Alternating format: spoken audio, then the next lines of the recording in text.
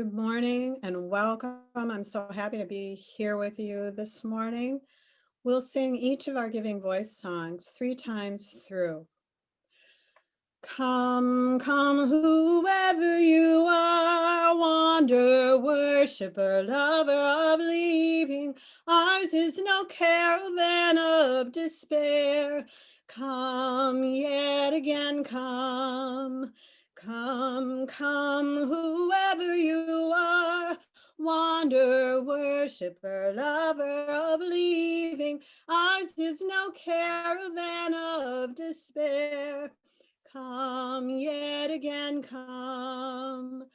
Come, come, whoever you are, wanderer, worshiper, lover of leaving. Ours is no caravan of despair. Come, yet again, come.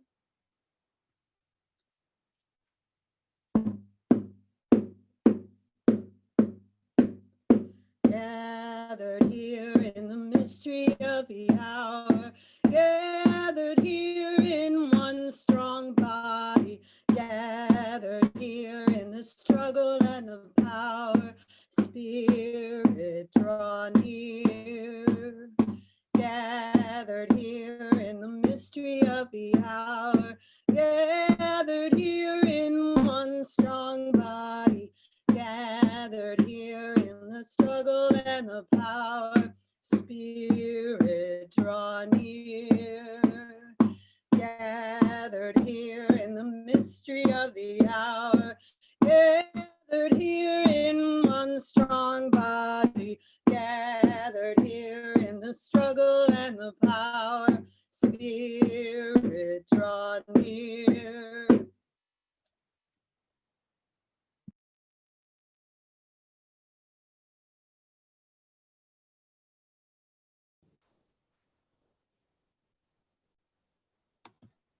Good morning and welcome everyone to White Bear Unitarian Universalist Church. I am Annie Vale, serving on your board of directors. We are a congregation in the free faith tradition, a community of youth, adults, and children dedicated to pluralism in the spiritual search and ethics grounded in action. Service participants today include Reverend Sarah Goodman, Amy Peterson-Derrick, Victoria Safford, and Carol Couette, supported by Ann Garys and Aaron Scott. Music today is from Carol Couette, the WBUUC Choir directed by Thaxter Cuneo, the Amity Choir from First Unitarian Church in Portland, Oregon, and the Charlotte's Web Ensemble. Take a look this week at the new classes and groups we're offering this fall. Some of them begin this week. You can sign up on our website or watch the weekly e-news for easy links to register. There are groups on prayer for Unitarian Universalists, the Black film canon, democracy, and more. All are welcome. Today after the service at 11:15, we hope that you will join us for Cyber Social Hour. We'll put the Zoom link and easy instructions in the chat box. Welcome to our church. Together we grow our souls and serve the world.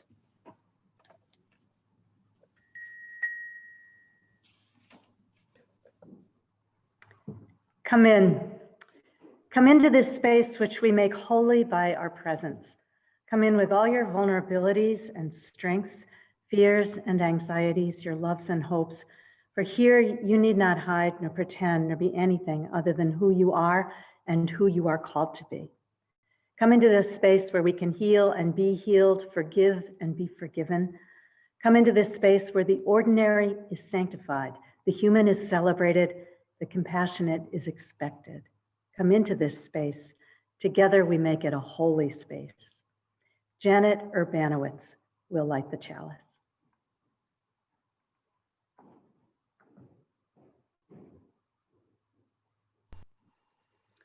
We are pleased and grateful to share Legacy Sunday with you today. As a church community in pandemic time, we have deeply grieved the loss of our times together, times filled with warm and meaningful encounters, laughter, spectacular music, and very inspiring sermons.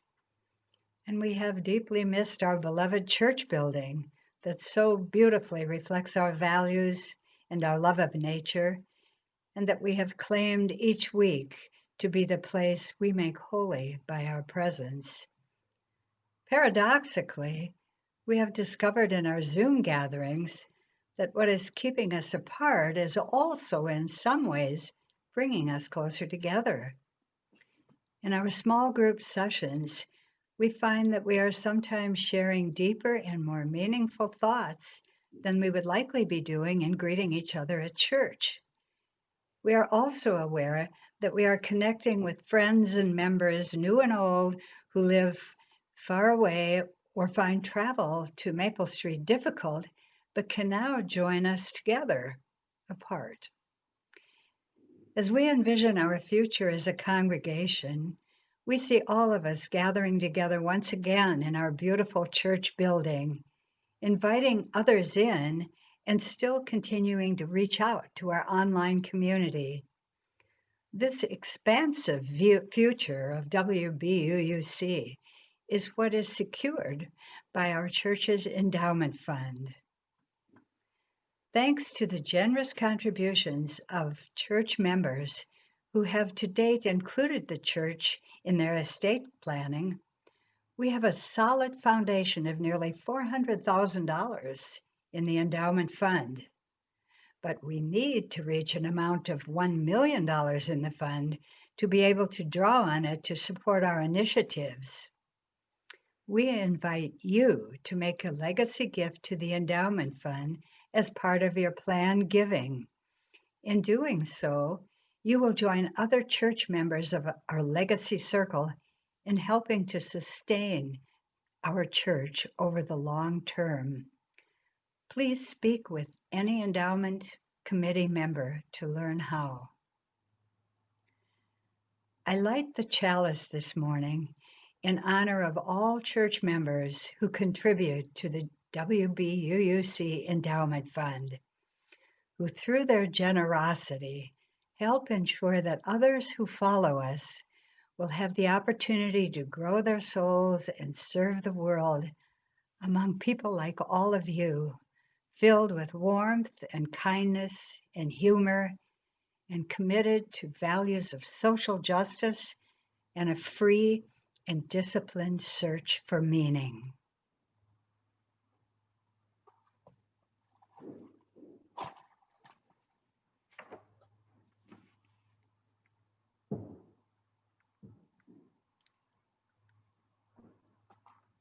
So be it. See to it.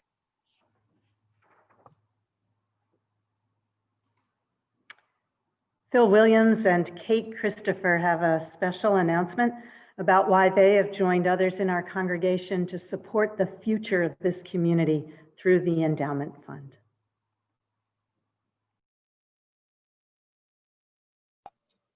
Hi, we are Phil Williams and Kate Christopher. We have been members at White Bear UU Church since 1989, and we were Unitarian Universalists before we came here. We think that the Unitarian Universalist faith is the religion for our times, and that many are seeking a community where love and curiosity are nurtured. I have often claimed the title of Evangelical Unitarian. Over the years, we have so often heard people make testimonials about what it has meant to them to find our church and to become part of this generous, loving community where they feel they finally belong. It has been important to each of us to serve in a number of capacities to help ensure that our doors remain wide open for anyone seeking to become part of this beloved community. We think about those church elders who came before us and who made sure this wonderful place was here for us when we needed it. We want to do that too. Make sure that White Bear UU Church will be here long into the future. Part of keeping the doors wide open is financial. The church has gone through some tough financial times in the past. I was treasurer during some of those times. And we know there will be times in the future when an endowment fund could provide a welcome cushion. We are happy to be part of the Legacy Circle that will provide resources to build the church endowment in order to support our faith community long into the future here in the woods of Mahtomedi. Thanks. Thank you.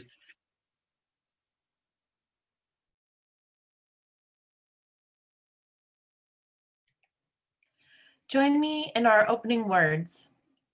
Love is the spirit of his church, and service is its law. This is our great covenant, to dwell together in peace, to seek the truth in love, and to help one another. Please join now in singing our opening hymn, Hush, Singing the Journey, number 1040. Hush, hush, somebody's calling my name. Hush, hush, somebody's calling my name. Hush, oh hush, somebody's calling my name. Oh my Lord, what shall I do? What shall I do? Sounds like freedom, somebody's calling my name. Sounds like freedom, somebody's calling my name. Sounds like freedom, somebody's calling my name. Oh my Lord, what shall I do? What shall I do? Sounds like justice, somebody's calling my name. Sounds like justice, somebody's calling my name. Sounds like justice, somebody's calling my name. Oh my Lord, what shall I do? What shall I do? Soon one morning, death comes creeping in my room. Soon one morning, death comes creeping in my room. Soon one morning, death comes creeping in my room. Oh my Lord, what shall I do? What shall I do? I'm so glad that trouble don't last always. I'm so glad that trouble don't last always. I'm so glad that trouble don't last always. Oh my Lord, what shall I do? What shall I do? Hush, hush. Somebody's calling my name. Hush, hush. Somebody's calling my name. Hush, hush. Somebody's calling my name. Oh my Lord, what shall I do? What shall I do? Good morning. There are so many reasons that we share stories with one another. Stories take us on adventures. They help us connect with one another and learn about one another. Stories can tell us about where we've been and make us wonder about where we're going.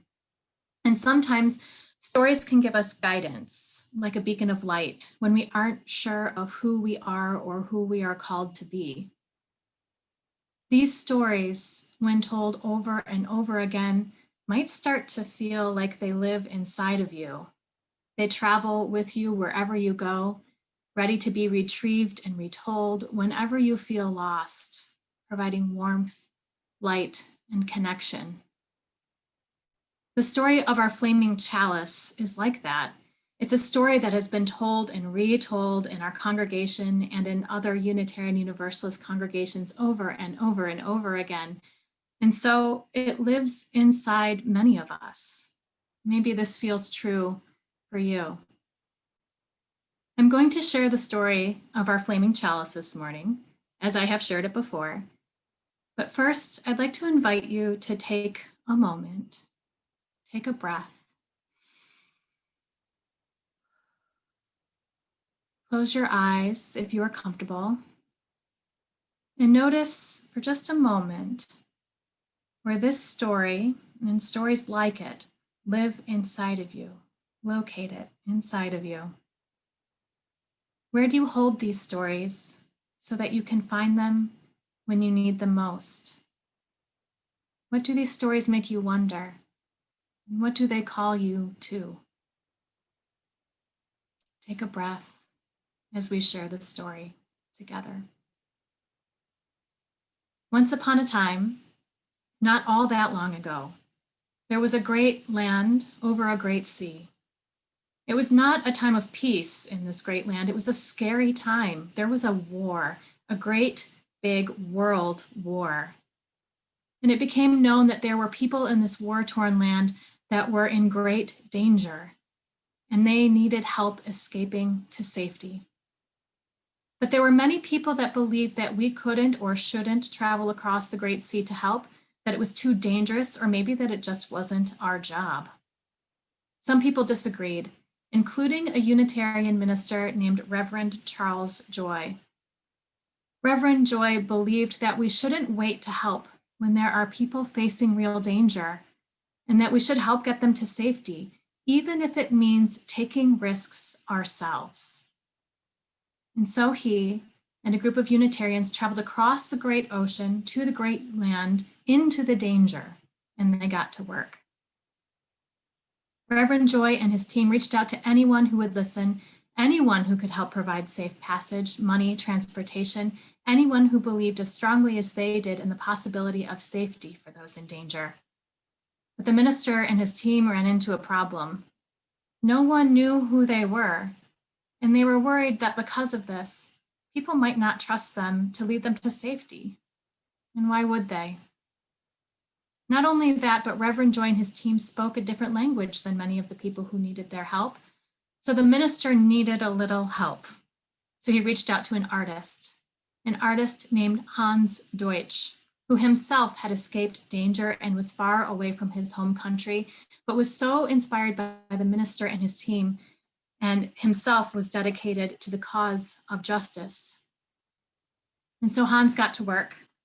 He drew a picture of a cup, a chalice symbolizing healing and safety, and a flame symbolizing sacrifice and justice.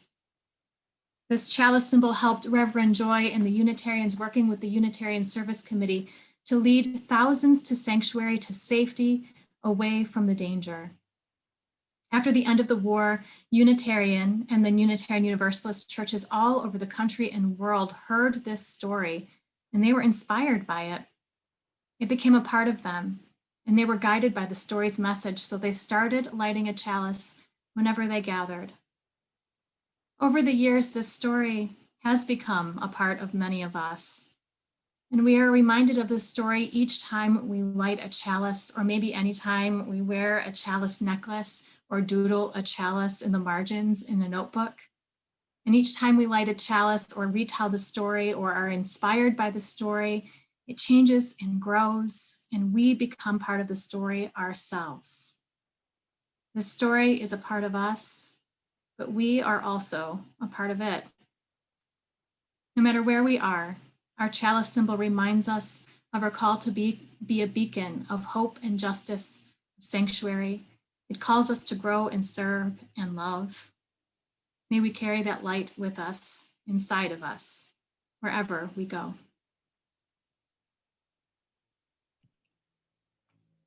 Join me in a spirit of prayer or meditation. Find a comfortable place for your body. Let your eyes come to rest on something or someone that you love. Feel your deep connection to that one, to this one, to all that is. If you have a chalice that you've lit, or you can see my chalice, focus for a moment on the flame. Consider its glow, the warmth that can come from a tiny flame, the power of fire and air mixed together, the destructive and yet transforming power of flame. In our practice, we burn a candle in a chalice every week. We burn it down. We burn down the wick, melting the wax into a puddle of almost nothing. But that wax can be used again, reformed into a new candle. Focus now inward, towards a deep part of yourself. Look lovingly at this person as you would a hurting child. It's okay to be hurting. It's okay to be confused. We are all tired beyond tired, moving one motion at a time towards something better. Hold yourself in love. Hold yourself in empathy. Hold yourself in compassion. If you have closed your eyes, keep them closed. If you haven't, now is the time to do so, as long as you safely can. As you explore the darkness behind your eyelids, begin to focus on the larger world, the hurting world. Imagine a great, big, imaginary spool of invisible bandage that you wrap around the world and all the people in it who are hurting. Wrap that bandage around as many times as you feel it needs to go. And tie it tight. Wrap it and tie it tight. Amen.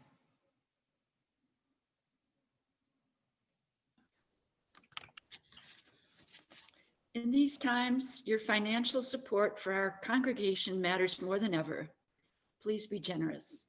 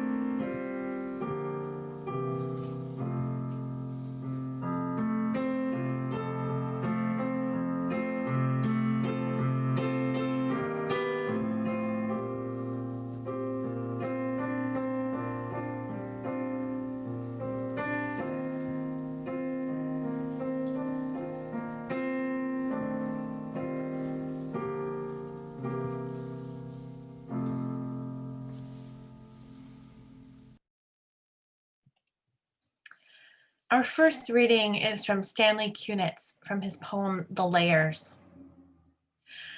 I have walked through many lives, some of them my own, and I am not who I was, though some principle of being abides from which I struggle not to stray. I look behind as I am compelled to look before I can gather strength to proceed on my journey. How shall the heart be reconciled to its feast of losses? Yet I turn with my will intact to go wherever I need to go, and every stone in the road is precious to me. Though I lack the art to decipher it, I no doubt the next chapter in my book of transformations is already written. I am not done with my changes. Our second reading is from Marge Piercy from her poem, The Art of Blessing the Day.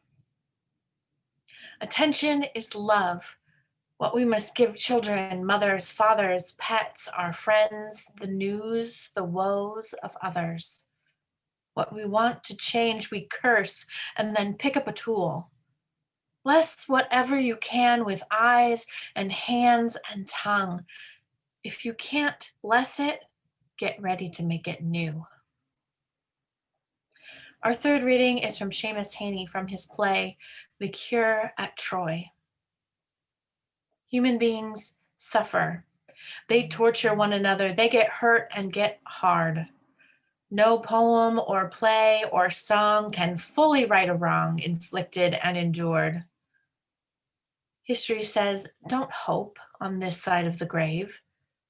But then, once in a lifetime, the longed for tidal wave of justice can rise up, and hope and history rhyme.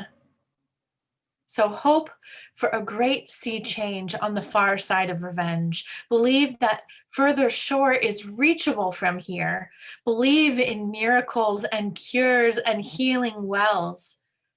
Call miracle self-healing, the utter, self-revealing double take of feeling.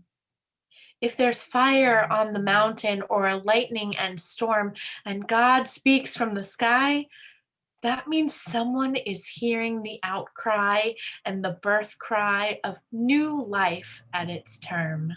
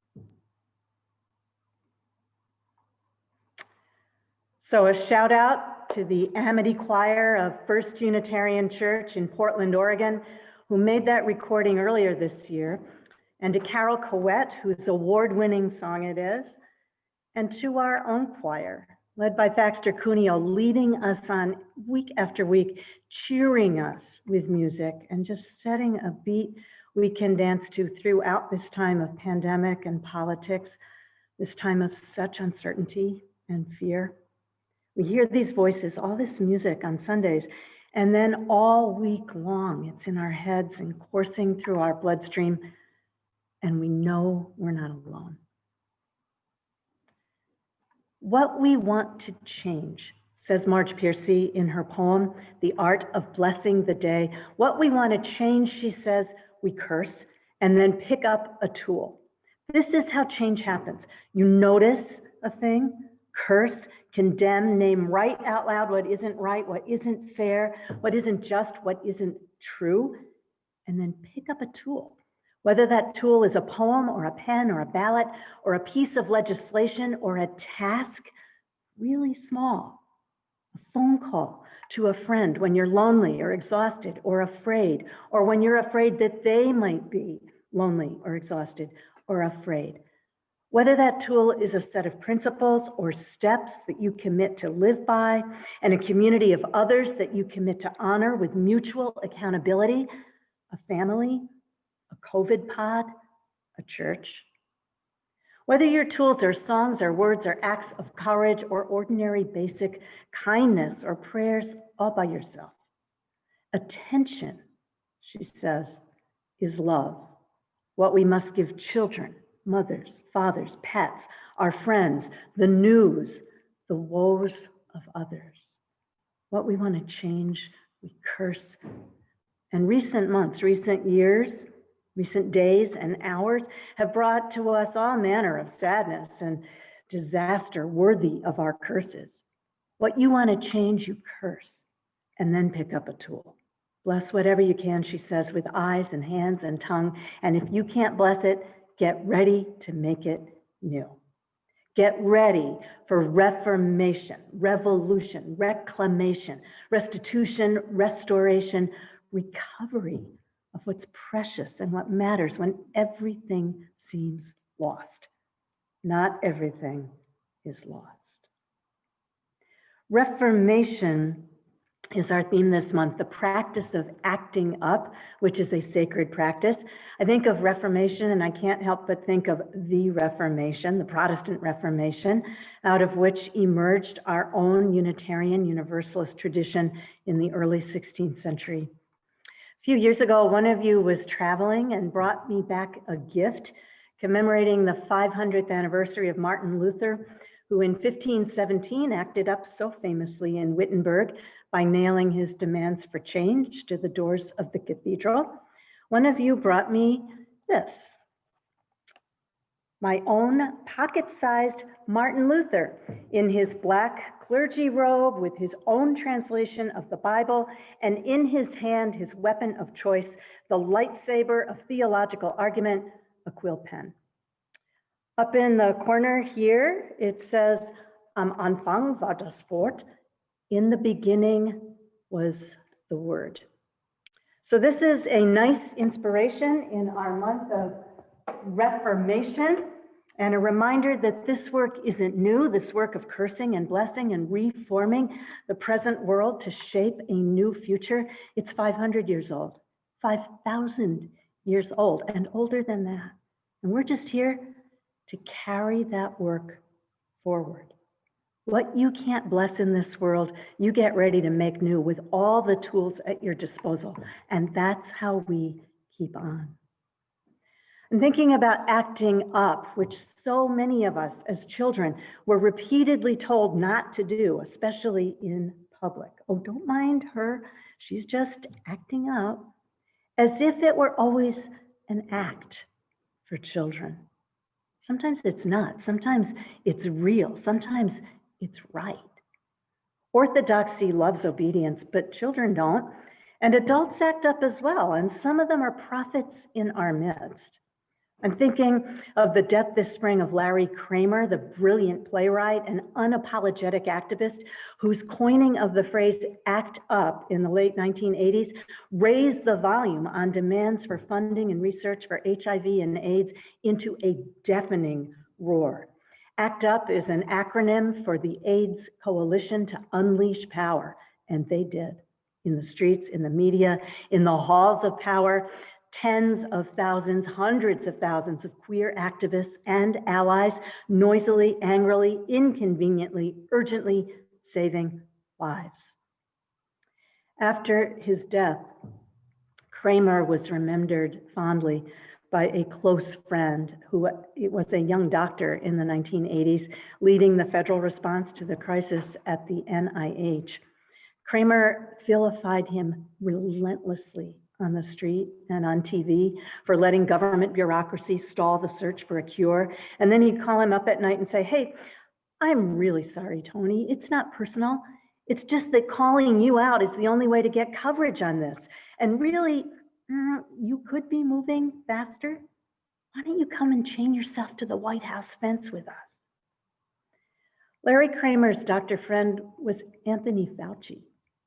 And he was asked by a reporter in spring how they met and said, I saw that this guy I'd never heard of had called me an incompetent idiot and a murderer on the front page of the San Francisco Examiner.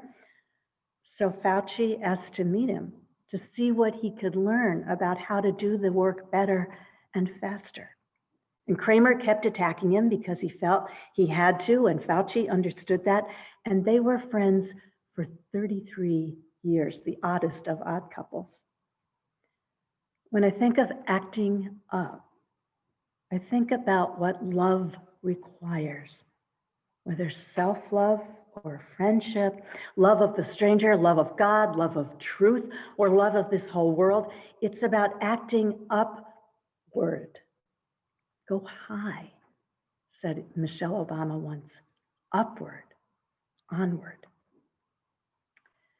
Cornel West, historian and philosopher, says justice is what love looks like in public, and that's what Reformation is. It's a revolutionary love, deeper than politics, deeper than religion, true to principles and purposes that just run like groundwater within us and among us, basic principles of dignity and decency and justice and mercy. We discourage acting up in children and also in each other and ourselves. We check ourselves because it's scary and disruptive. Reformation, the process of reform, always makes a scene. But instead of staying safe and keeping quiet, we should whisper to each other and to our own selves, hush, somebody's calling your name. Oh my Lord, what shall I do? Because that may be the voice of an ancestor calling you out, or the voice of a descendant, a little child, or someone not yet even born calling you on, or the voice of God or conscience, the still small voice inside you whispering, ready or not, it is time to pick up your tools. Act up. Seamus Heaney, a great Irish poet, based his play The Cure at Troy on an ancient Greek drama, but throughout his retelling echoes his own lived experience, both of the troubles in Northern Ireland, his home, and the transition of power in South Africa, in which at the time, he was watching it in real time, he saw such hope. Human beings suffer, he said. They torture one another, they get hard and get hurt.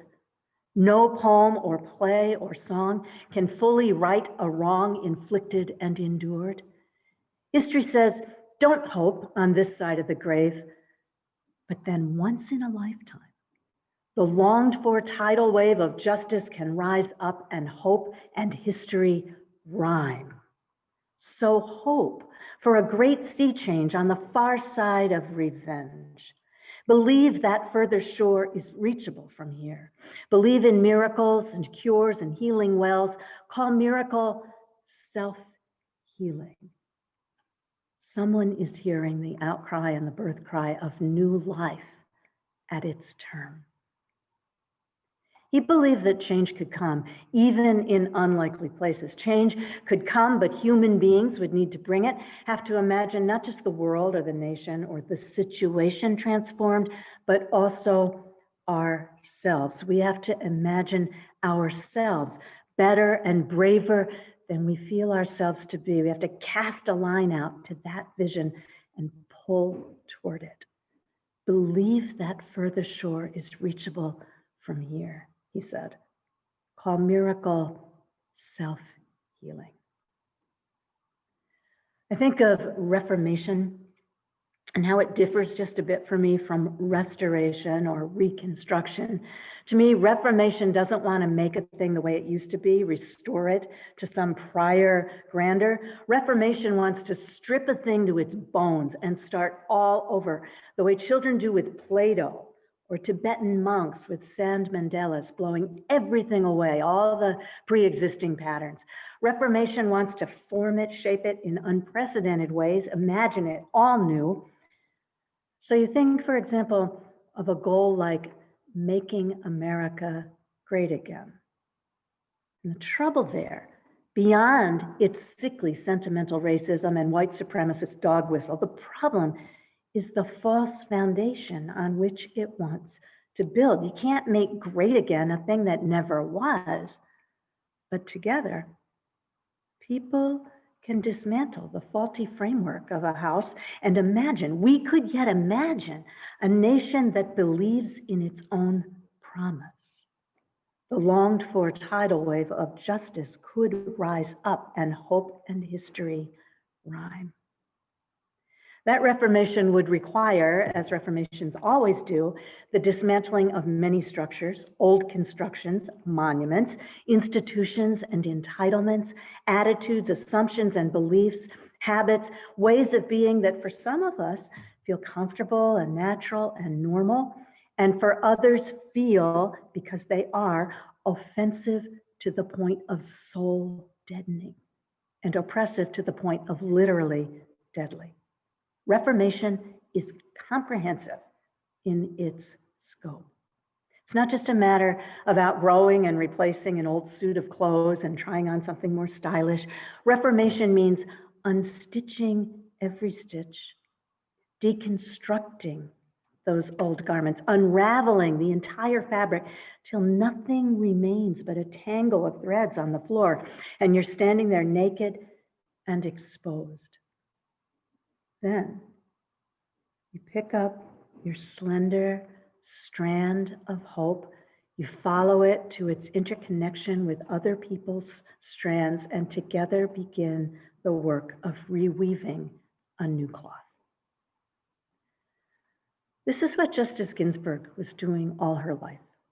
As a lawyer, then a justice on the highest court, finding that thread of equity and honesty and fairness, tugging on it relentlessly, pulling on that thread until the whole shroud of prejudice and bias, opportunistic misogyny fell away in tatters and something truly new could be woven from the strands of an original, beautiful ideal, not patchwork, not repair, but reformation of a broken law. That careful work required acting up. Reformations always do.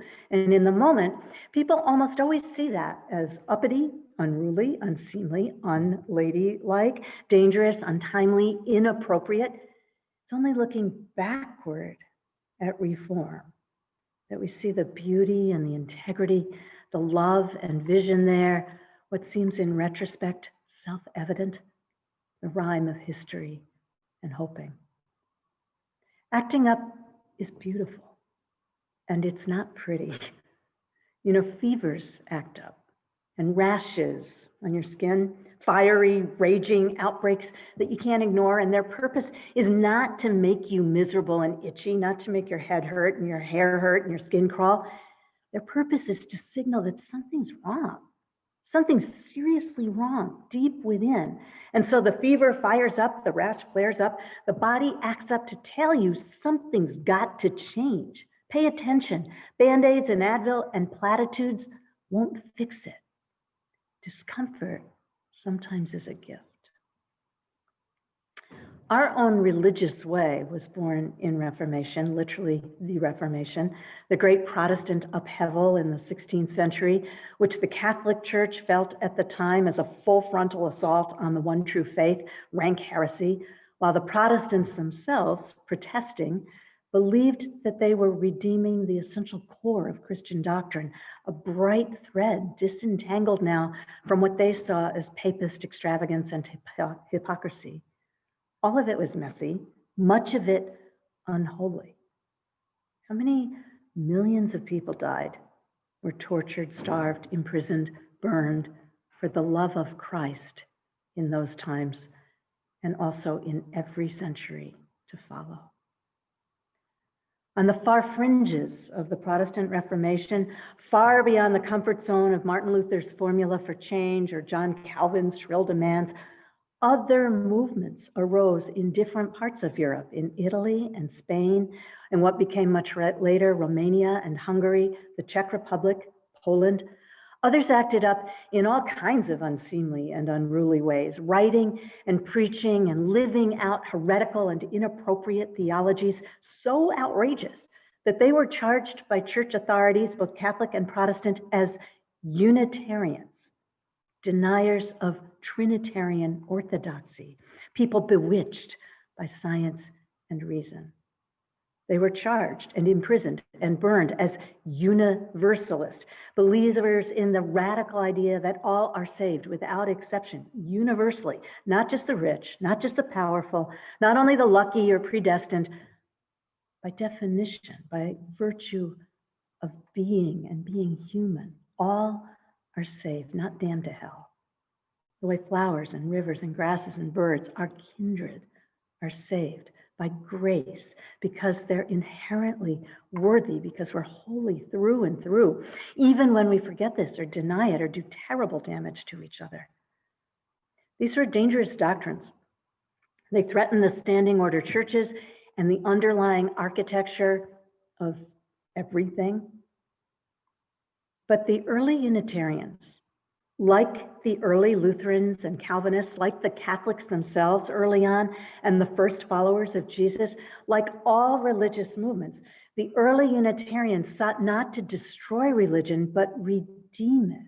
And that redemption had to be disruptive. Reformation always is, to get to the core, the heart, the health, the essential thread connecting people to the web of life.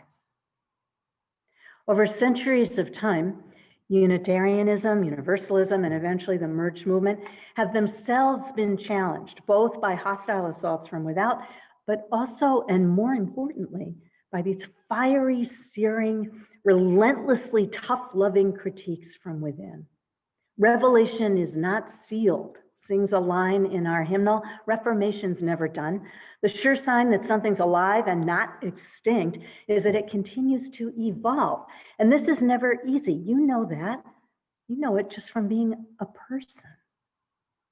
And every time the questions and critiques to the status quo have felt threatening and uppity, they've shaken the movement to its core, and they're met, therefore, with skepticism and defensiveness, fragility. At one point, people asked from within our tradition, so is Unitarianism just about reason and science? Is it really just a metaphysical book club? Is it just about intellectual growth?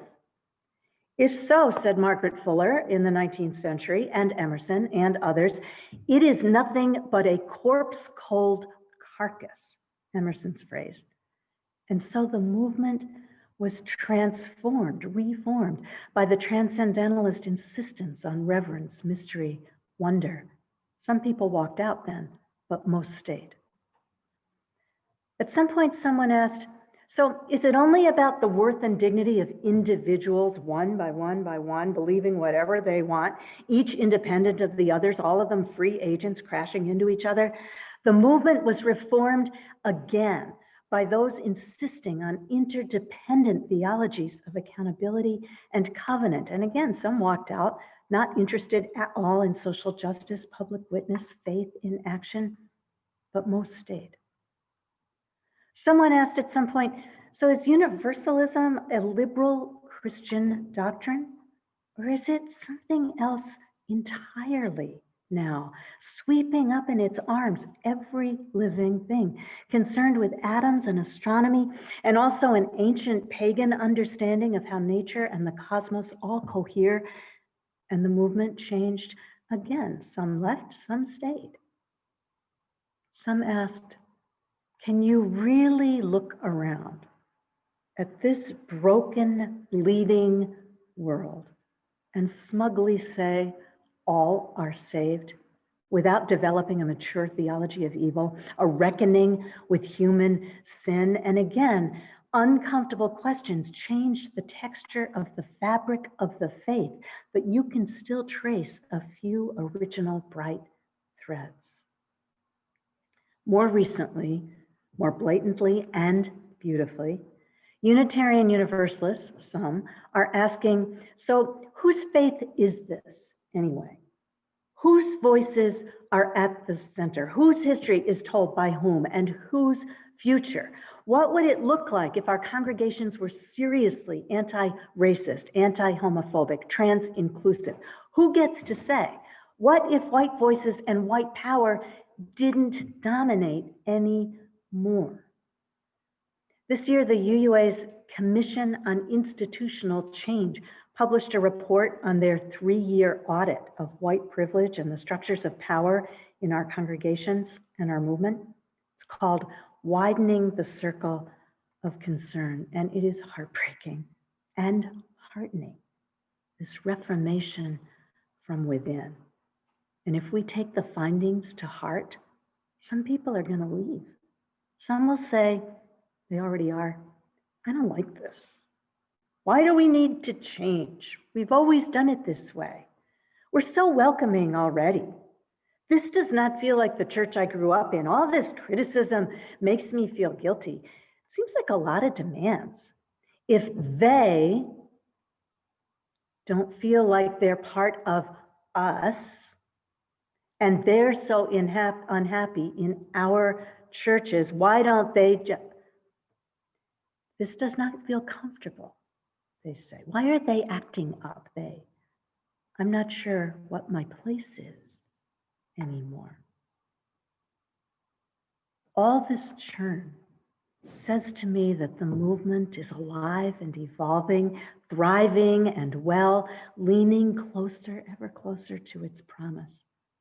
Everything is changing, said Teresa Avila, a medieval Catholic long before the Reformation, in lines set to music centuries later by Thaxter Cuneo, a Unitarian, and sung by our choir on Sundays. Everything is changing all the time. The Reformation doesn't end.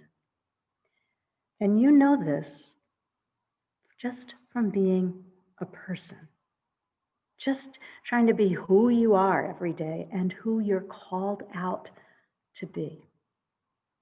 Stanley Kunitz, the poet, wrote when he was in his 80s, maybe his 90s, I have walked through many lives, some of them my own, and I am not who I was, though some principle of being abides from which I struggle not to stray. That's the bright thread. I look behind as I'm compelled to look before I can gather strength to proceed on my journey. How shall my heart be reconciled to its feast of losses? I turn with my will intact to go wherever I need to go. Though I lack the art to decipher it, no doubt the next chapter in my book of transformations is already written. I am not done with my changes. Friends, that is the glad good news of our faith. Let's take a breath together on a beautiful morning. And together, apart but together, we'll hold silence for just a moment.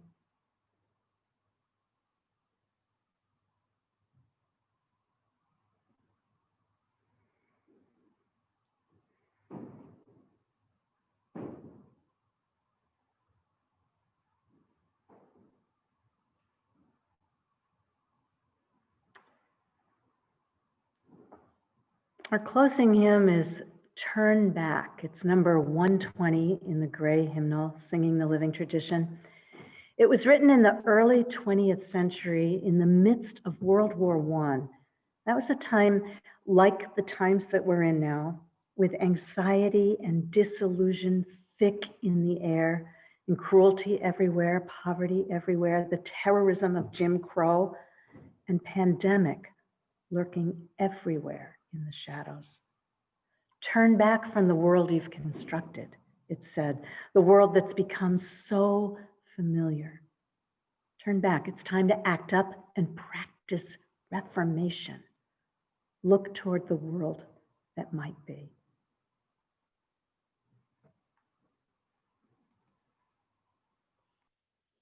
Turn back, forswear thy foolish ways. Old now is earth, and none may count its days. Yet humankind, whose head is crowned with flame, still will not hear the inner God proclaim. Turn back, forswear thy foolish ways. Earth might be fair, its people glad and wise. Age after age, our tragic empires rise. Built while we dream, and in that dreaming weep. Would we but wake from out our haunted sleep. Earth might be fair, and people glad and wise. Earth shall be fair, and all its people one, nor till that hour shall God's whole will be done. Now, even now, once more from earth to sky, peals forth in joy that old undaunted cry. Earth shall be fair, and all its people one. Please join me in the closing words. May peace dwell within our hearts and understanding in our minds. May courage steel our will and love of truth forever guide us.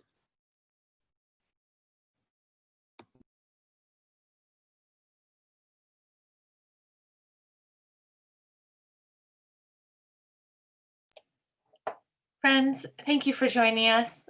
If you're not receiving our email news, go to our website and sign up.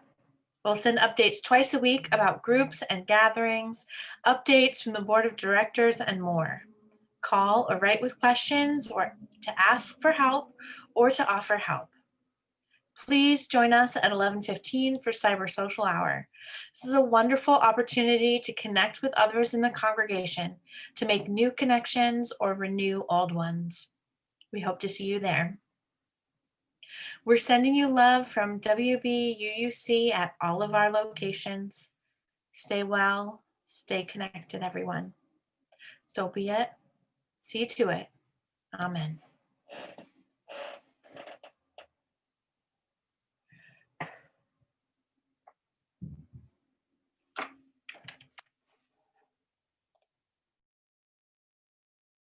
Hold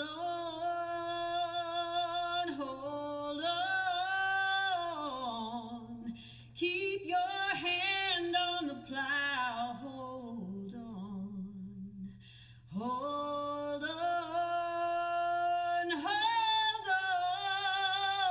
on, keep your eyes on the prize, hold on, hold on.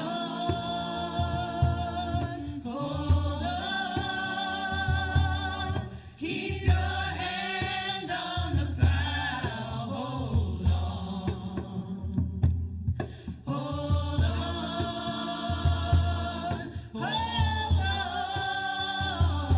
on.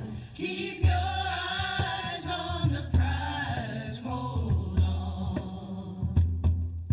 Freedom's name is mighty sweet, and soon we're gonna meet. Keep your hand on the plow, hold on.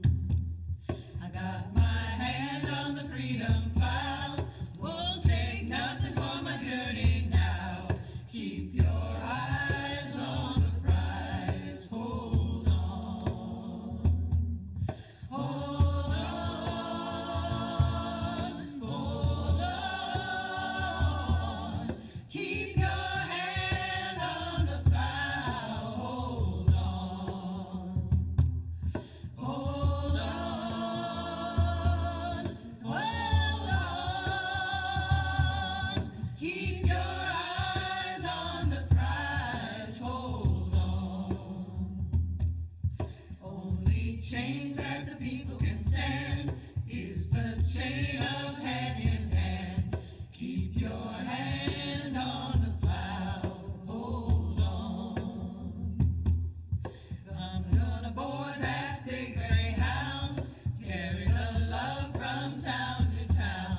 Keep your